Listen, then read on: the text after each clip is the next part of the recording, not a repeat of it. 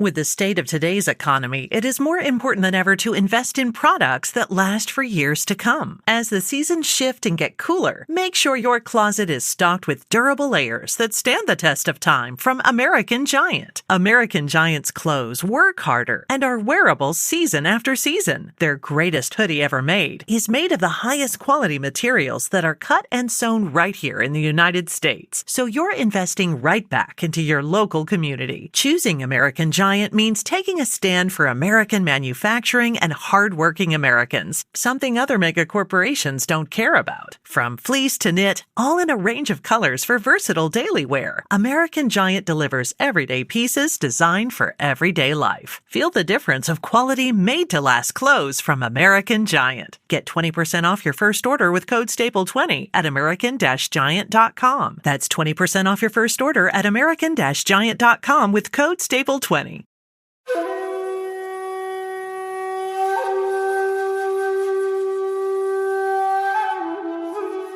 If you've struggled with stress, balance, or burnout, and simply feel discouraged or even defeated, and if you're ready to move from force to flow and enjoy ultimate Zen success in your career, health, or relationships, then the Zen Success Show is for you. Your host, Carissa Sims, is an entrepreneur, corporate consultant, best-selling author, meditation teacher, and healer who has found her own Zen success. Here's your host, Carissa Sims.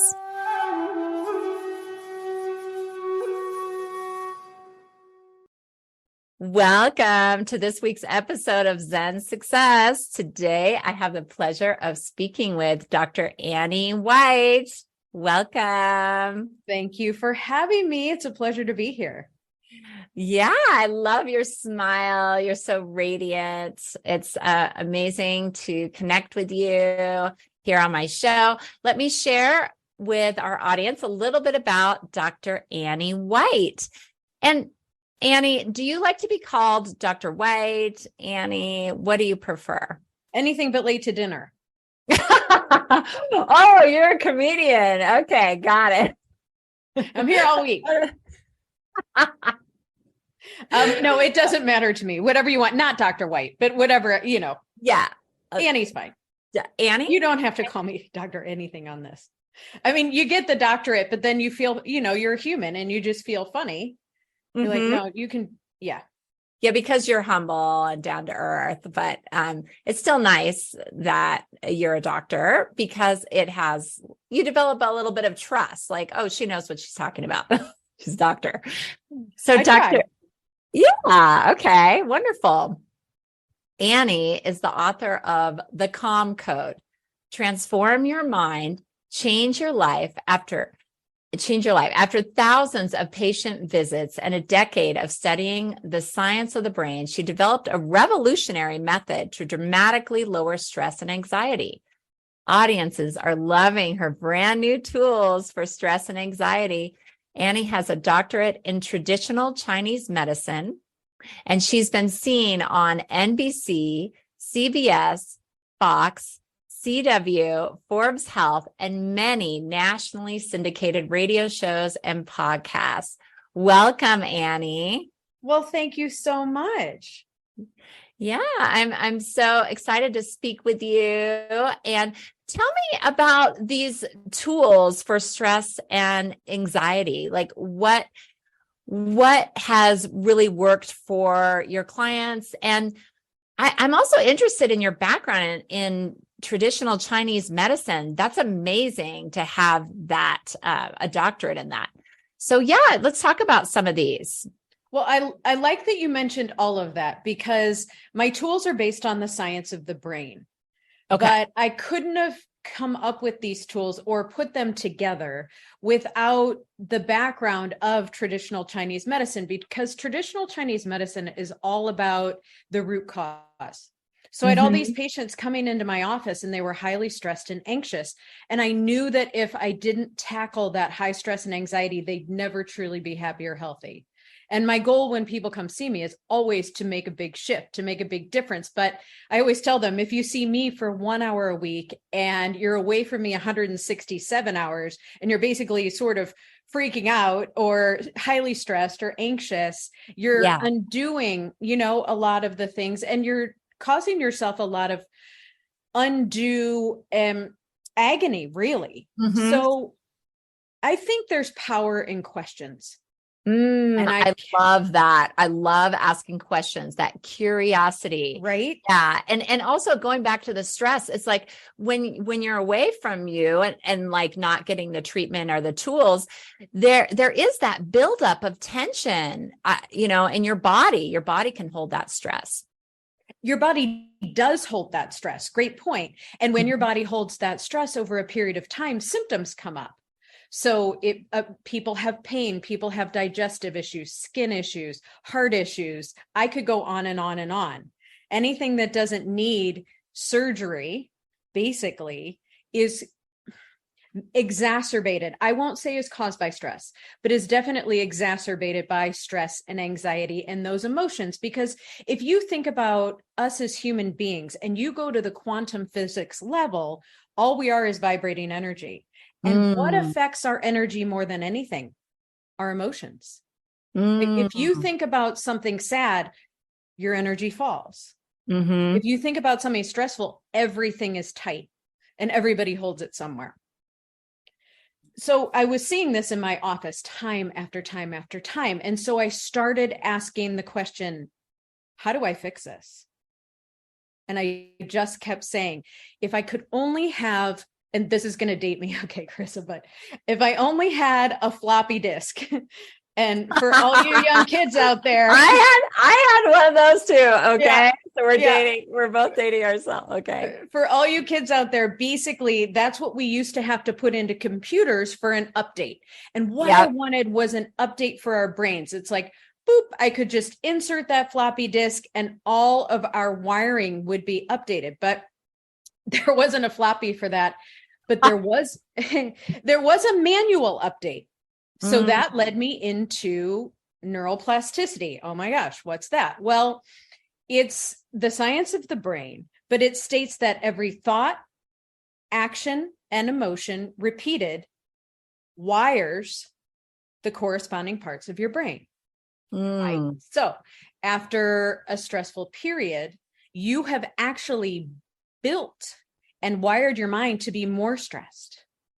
And I believe anxiety and stress can be on a continuum. It's sort of like you can be stressed and stressed and stressed, but then your brain becomes so wired to the stress. It's like you don't even have a choice in a situation. You just go straight down those paths. Yeah. And that's why people can't really control it. It's hard. That's why it's so hard. It's so amazing you're explaining this science because, you have those neural pathways. So you just need to make a new neural pathway when you're in that situation, correct? Maybe. But, like you said, in those situations, it's very, very, very difficult to just go to a different pathway because they are so ingrained. Right? It's sort of like if you're hiking in the woods and you have your path that you've trudged and other people have trudged, and I'm not saying other people can make neural pathways in your brain, but you have a very delineated specific path on your hike. And you decide, oh, I just want to go this direction. Well, what's going to happen if you go that direction? Well, there's going to be trees, there's going to be branches, there could be it could be a nightmare because you have built that path. So what do you need to do? You need to spend the time building new paths. And that's what my exercises do. So I ask people in the beginning to set aside 3 minutes twice a day. We work up to 8 minutes twice a day. And during that time, you are building the calm and the happy paths in your brain so that, I'm not saying it happens in a day because it does not, but so that after a period of time, when something stressful comes up, you don't just shoot down those stress paths. You have a minute, you have a balance in your mind. You have a second to say, maybe I'm not going to go that way. Maybe I'll think of something creative. Maybe I'll be positive about this. But I experienced myself after a very, very stressful time that if your mind is wired toward that stress and anxiety and negativity goes right along with it, and I can explain why in a second, then you really don't have a choice in the matter. And I can give you an analogy of, I like to use an airline analogy if you're interested in that to explain. I am. And I also want to go back to your personal story. Yeah. Okay, no problem. But the airline analogy, okay, you're going to pretend that you have gotten a new job. Okay. You're working at American Airlines or whatever your favorite airline is. And you are in charge. It would have been Virgin if it was still around. Yeah. Yeah. Virgin's cool. Okay. So you're at Virgin Airline and your job is flight scheduling. That's all you have to do. You don't have to worry about comfy seats or snacks. Thank goodness. Flight patterns. Okay. Your boss comes in and says, Carissa, I have no idea what's happening. Everyone is going to Stressville. Everyone. So your job would be to make new flight paths, and new connections between those flights. So the flight paths in our analogy are the neural pathways. The connections between them are called synapses. You would have to create new ones in order to get everybody, which is your thoughts, where they need to go. You with me? Mm-hmm. Okay. Then 2 weeks later, your boss comes in and says, everyone has decided they love Calm Town. Calm Town it has sangria, it has naps, it's amazing. Everyone is going there. So then you would now have to forge new paths to Calm Town to get everybody, i.e. your thoughts there and the connections, and the ones to Stressville, because it's no longer used, start to disintegrate. So that you would cancel those flights if you were the flight scheduler, and your brain does the exact same thing. Does that make sense? Yeah, absolutely. And so it's really almost an impossible task. I mean, what would be the first step to read your book or to have awareness? Like, what do you recommend as the first step? Because sometimes it's like people don't know where to start. Exactly. The book can definitely help, but I'm not just here to, I don't like it when I listen to things and people are like, oh yeah, and call 1-800-ANNIE and you can have all your answers. Oh my God, you're hilarious. Were you ever an improv or stand-up comedian? No, in the shower. Oh. Okay, yeah. There you go. So record her in the shower. Okay. No. So we start with 3 minutes twice a day, right? What do we start with? Let's make it super easy. So the first tool in the book is called Happy Sparks. And here's what you do. You go through all of your pictures, or online, it's fine to do online too, and you find pictures that spark whatever positive emotion you want to feel. You can spark happiness, you can spark joy, you can spark peace, whatever. I want you to make sure though, as you're looking through these pictures, if there's someone in the background who sets you off as like, that rascal is in my doghouse, they are out. You cannot use that picture right now. Yeah, you can't have any negative association. Or what if some people might feel like jealous or envious? Like, oh, wait, they're there. Okay. And watch yourself. As you're looking at these pictures, only positives are allowed. So you put them into albums, and it sounds complicated, but it's super easy to do on your phone or computer. Or if you want to take physical pictures, you stack them like an album. You don't want to keep them in that physical album because of what we just talked about, because if it's Uncle Roy and he spilled white wine all over your couch last party and he never paid to clean it, you're just going to be upset again. All right. So Uncle Roy has to be out. Sorry, Uncle Roy, if you're listening to this. Uncle Roy, pay for that couch. So you pay for the couch, you get on the list. Okay. Exactly. So if they're not on your naughty list, they're in. I actually say that in the book. Okay. Good. Then what you do is you set a timer. You can set a timer on your phone. You can set an egg timer, whatever timer you want, 3 minutes. And for those 3 minutes, you look at those pictures as those emotions are sparked. And that's why we call it Happy Sparks, because it's actually igniting those pathways in your brain. And every time you do this, you are building those parts of your mind. It's sort of like if you said, okay, Annie, I want biceps, bigger biceps. And I said, okay, Chris, it sounds good. Here's this exercise. You just take this weight and you do this for 3 minutes a day, right?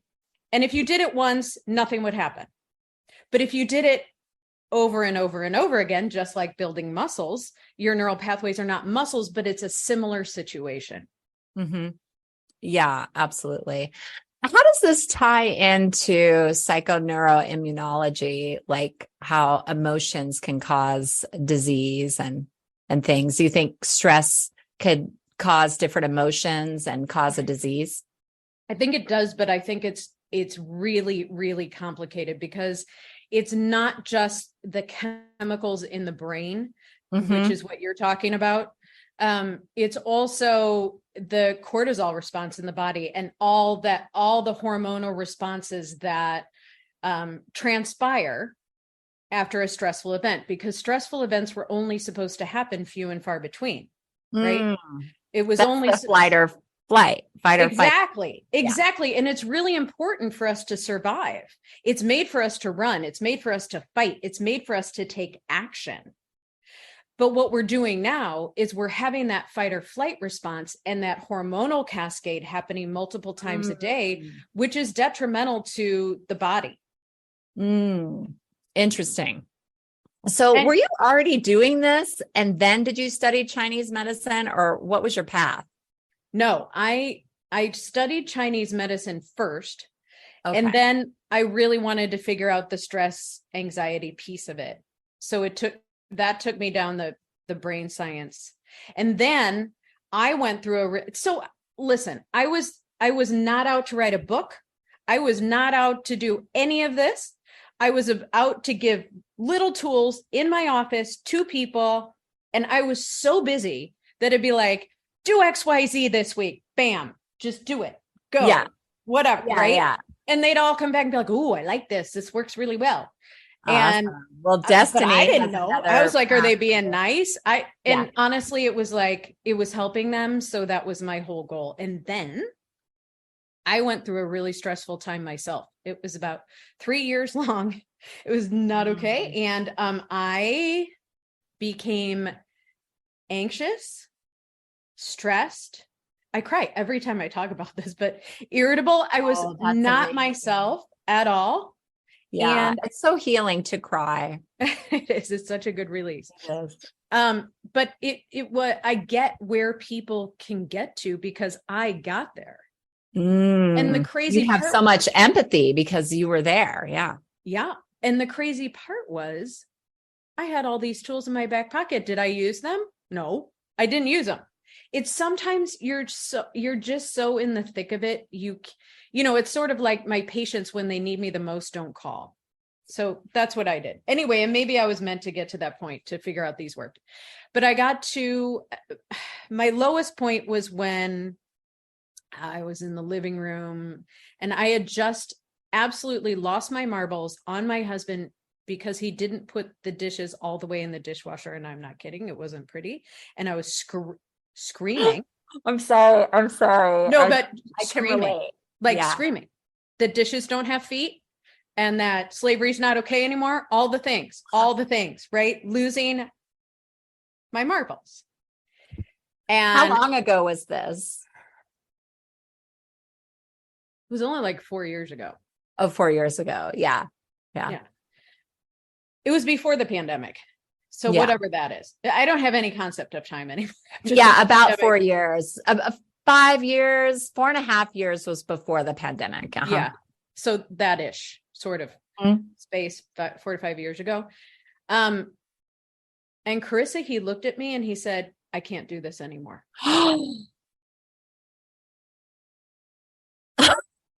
Yeah. But good for him. But that wasn't my only losing my marbles for ridiculous. He was like, I can't even recognize you. I don't know what's going on, but I can't be treated. And you can't blame him. Yeah. Can you believe I admit this stuff in public? My mom is like, I don't know that you should tell people this stuff all the time. I don't think they're going to like you. Yeah. And then she's like, I would just do it. And, no one knew about it and it was fine. It's just accepted, Yeah. she's like, you should hide that. And I'm like, yeah, but that's not part of the story. So, because I'm human too, and we would be called perfectins if we were supposed to be perfect, but we're not. So I was lying on the ground in my living room, and he had walked out, and I was sobbing, and I was desperate. Oh, did you have kids? We don't have kids. You don't have kids. Okay. No. So, which was, easier for him to make that decision. It is. I mean, for some people, yeah. Yeah. But in that moment, I thought, what am I going to do? I have to fix this. This is not how this ends. This is not how this is going to be. Yeah. Because you knew it wasn't about him. You knew that it was like, yeah. Yeah. Not that he's perfect either, but no, this was me. Yeah. You looked at me like, how could you say that? This was my one. Okay. This was my one. Ones, more than one. Fine. So then I thought, oh my God, I'm like irritable. I'm anxious. I have helped people with this stuff. So I said, I'm going to do these tools. I'm just going to do them. Why not? I have nothing to lose. I did more than 3 minutes twice a day in the beginning. I probably did 10 to 15 minutes twice a day. But I needed it really bad. And it friggin' worked. I mean, it took like 3 weeks, a month to really start seeing changes. And then it really worked. And I was like, oh my God, this works. These people were kidding. And it was cool. And I proved to him that I could basically wire my mind back to myself. And once I did that, I thought, gosh, I really want to get this into the hands of people who need it, because I know how bad I needed it.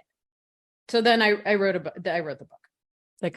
So did it save your marriage? Yes. Like he walked out, and did he come back like a few hours later, or did you have to call him and say, I've changed? Like, I had to call him and tell him what had happened, explain it, and tell him what I was doing, and prove that I could change it.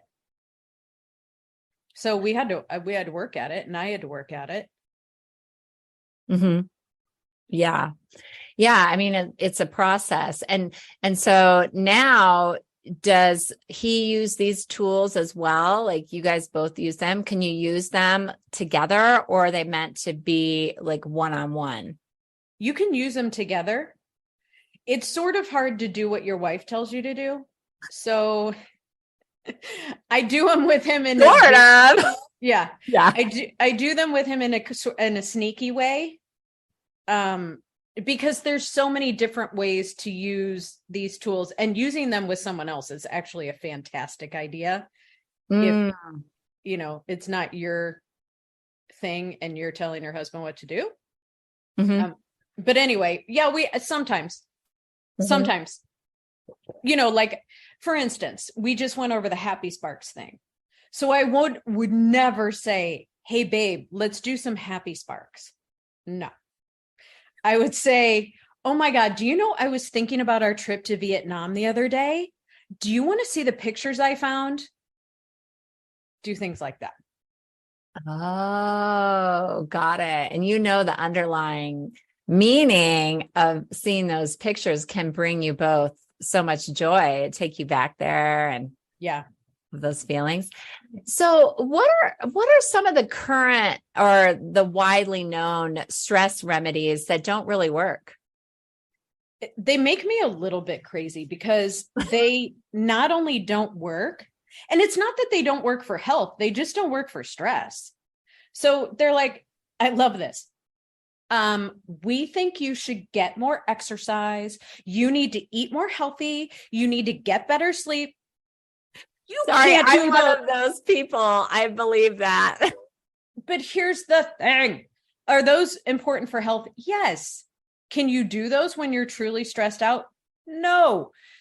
High stress causes people to be exhausted. Then they don't want to exercise. Then they feel terrible because they're not exercising, and it makes everything worse. And it's the same. It's when you're stressed, you want to eat yummy food. Your body is actually triggered to get that serotonin, because carbohydrates can help make more serotonin. in addition to the sleep issue, which stress causes cortisol spikes, and it hurts your sleep because that starts happening at night. So it just makes people sometimes feel worse about themselves. That's why that advice makes me so crazy at first, because and was another reason that I wanted to find another alternative, because it really won't work if you're truly stressed. Yeah. But those are very important things for overall health. Yeah.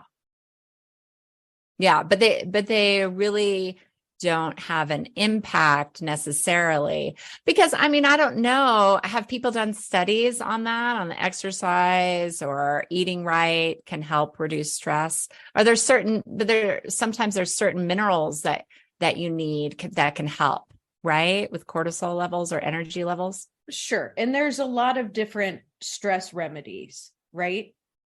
But the root cause of the stress is how your mind is wired. Yeah. So back to the best way to help it, it's just like, if you want strong muscles, you need to build the muscles. And you have to exercise to do that. Right? Yeah, absolutely. What about breathing? Are there any tips on can breathing help? Definitely. I can teach you my breathing exercise. Ooh.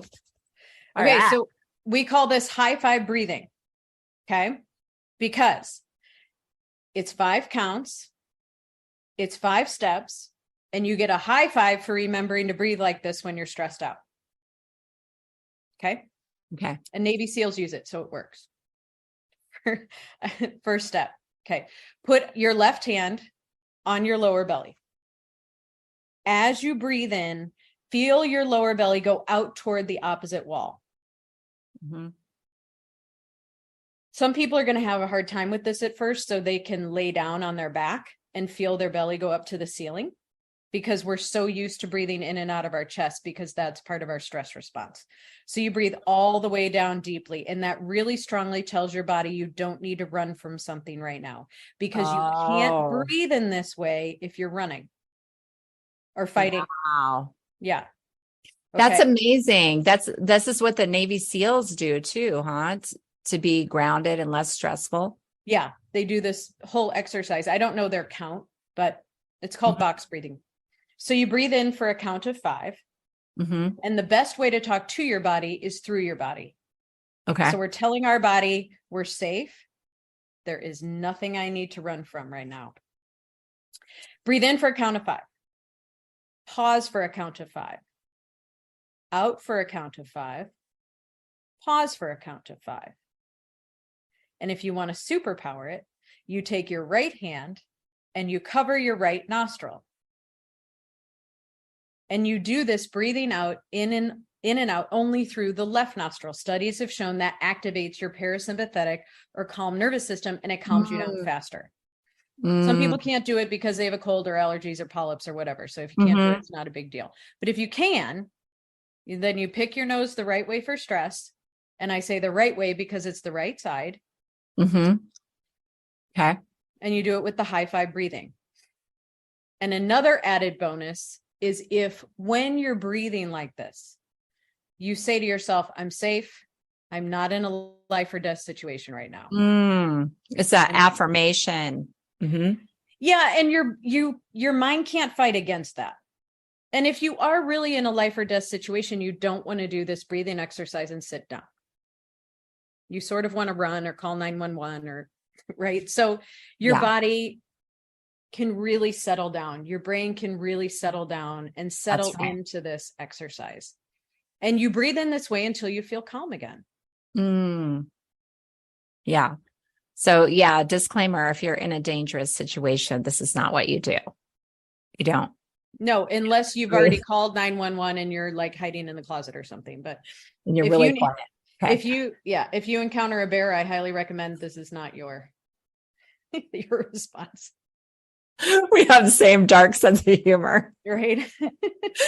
Yeah, absolutely. But I have heard of that before. I have heard of box breathing, but what I didn't hear is the first step that you mentioned about putting your hand on down on the lower of, call it like the lower dantian, I think in Chinese. Sure. Yeah. Perfect. Yeah. And like, is that below the belly button? It is below the belly button.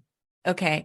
And then, so if you can breathe into that, because I went to a workshop once where they were saying, actually breathe into your vagina, like breathe through that way. But this is a similar area, like in that space. And then you can start the breathing. Yeah. The reason I say breathe in and so you can feel your lower belly come out is so you know your diaphragm is actually expanding down. And that is what gives your body the message that you're not running. Mm-hmm. So you want to feel that belly come out, that lower belly. Yeah, that makes sense. Yeah. And there's another breathing technique in India where they do alternate nasal breathing. So what do you know the difference? Like you're right. That's pranayama.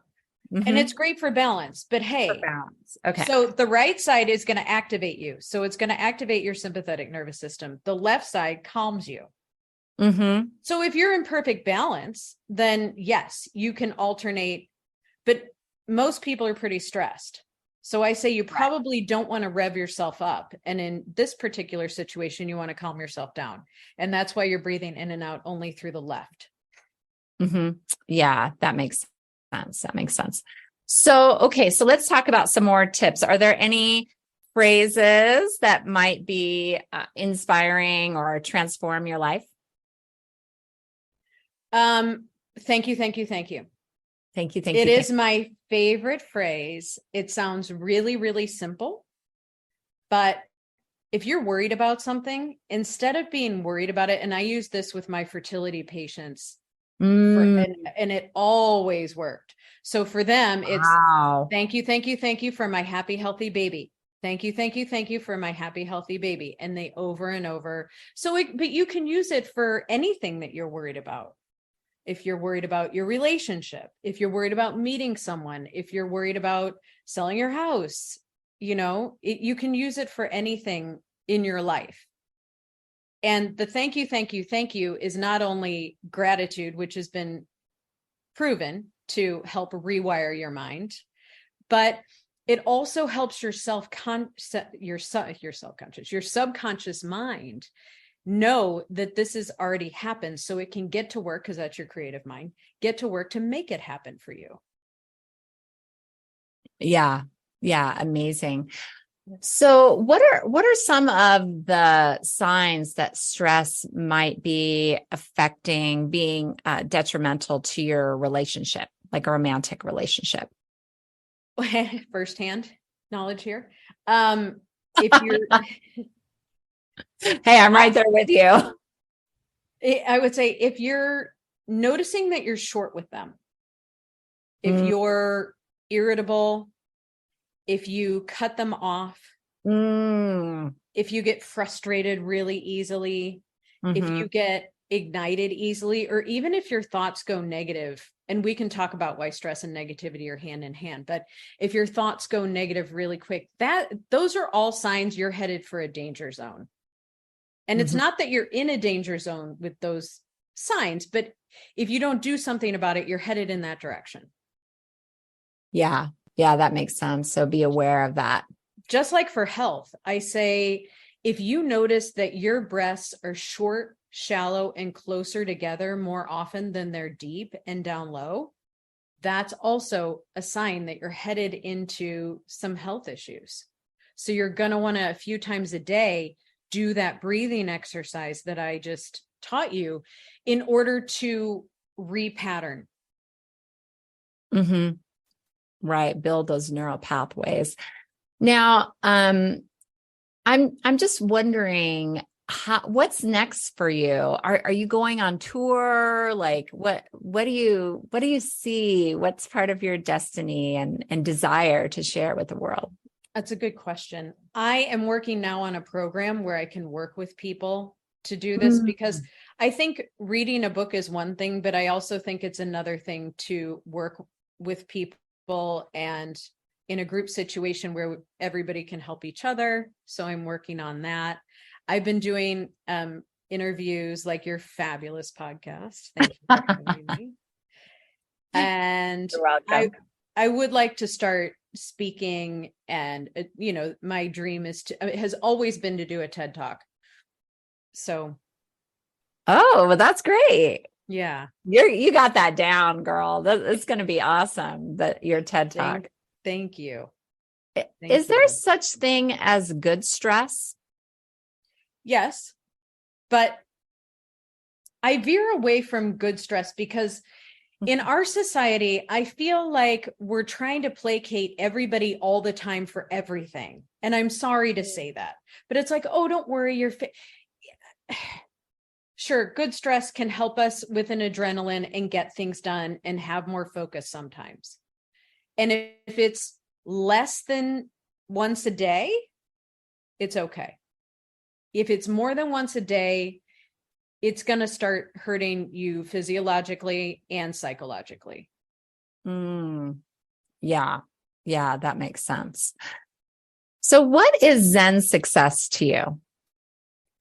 For me, Zen success is peace in your life. Because I think success can be defined by your job or what you do, but I think it's defined by your life, how you live it and how you feel every day. And since we're all human, that's impossible to feel peaceful all the time. I am not saying I feel peaceful all the time, but that's my goal, is to find joy and gratitude and love every day. Yeah. For me, that's Zen success. Yeah, that's beautiful. So if people want to work with you, how would they do that? I know you have your book and you're going to have group sessions. I mean, do you do virtual sessions as well, or only virtual or in person? You have an office? I do have an office. I still see patients. Okay. So if somebody lives in St. Louis or the surrounding area, that can work for them. And I don't do one-on-one virtual sessions at the moment. I'm working more on the group because I think a group situation can even be more valuable for people, because people will ask questions you didn't even know you had, or people will bring up situations you're like, oh, that's why that was going on. Because we have these blinders and blind spots and blocks so many times. So I'm hoping that the program will be out in July. Oh, well, we'll look forward to seeing that and hearing more about what you're doing and your future TED Talk. It's been such a pleasure learning about you and your book, The Calm Code. It was really insightful, actually. I learned a lot about just different ways to manage stress. So I'll put your website and how to order your book in the show notes. So thanks for being on my show today, Annie. Thank you for having me. It was a pleasure to be here. I love your podcast. Oh, thanks so much. Have a great day. You too.